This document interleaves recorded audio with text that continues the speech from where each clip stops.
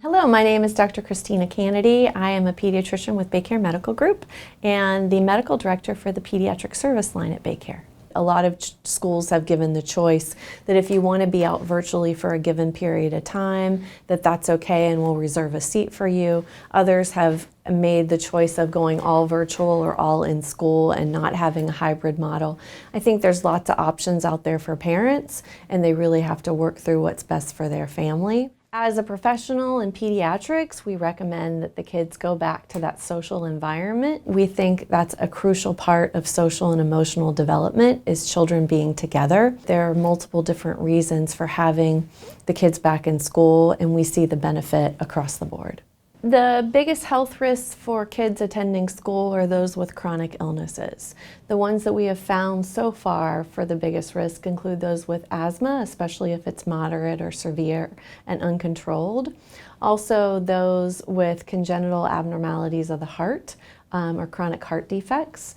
Also, we know kids who are developmentally delayed with cerebral palsy, musculoskeletal disorders, or those with compromised respiratory function. We also know that some kids with genetic abnormalities such as Down syndrome seem to be at increased risk, and also kids on the autism spectrum have seemed to present with more severe disease. The precautions that we should see schools taking at this time and parents should be aware of are, number one, education. Education for the staff, education for the students, and education for the families.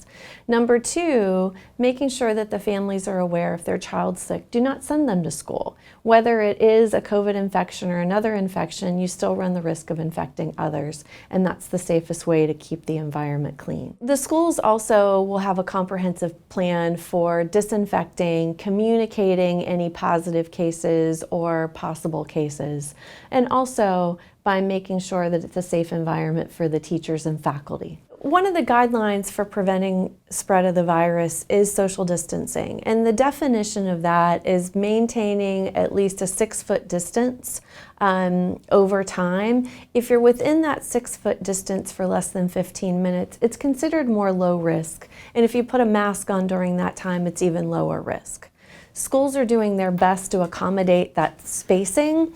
It's important to teach kids that sometimes we can't be away from each other, and that's why the face coverings are important. When we're outside on the playground, we will have a little bit of interaction with each other, but we won't be confined in a group space together for a long period of time, and that can still be done safely.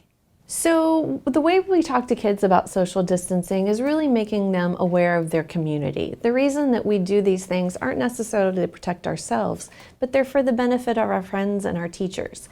Kids are really aware of those around them, so teaching them that awareness makes a huge difference. Letting them understand, and even when they're really young, they can be taught this is why we're doing this. So understanding I'm not just protecting myself, I'm protecting my friends, and I want to keep them healthy. That conversation starts at home and continues into the school environment and is of utmost importance. Also, understanding that the communication is an important part of the process. The 5 things that we recommend for all students are: number 1, wear a face covering. Number 2, wash your hands often and thoroughly. Number 3, keep your hands away from your face. Number 4, sneeze or cough into your elbow. And number 5, stay in your own personal space and avoid sharing belongings with your friends. For parents that have concerns about their children going back to the school setting or about the COVID-19 illness in general, we recommend that you talk to your pediatrician. You can always call them, ask for a phone consultation or a telemedicine visit, and they'll be happy to share their thoughts. Especially if your child has a special need or a chronic illness, it's important that you determine what is the best process for your child and what are the benefits versus the risk of them having an in-person education versus going virtually.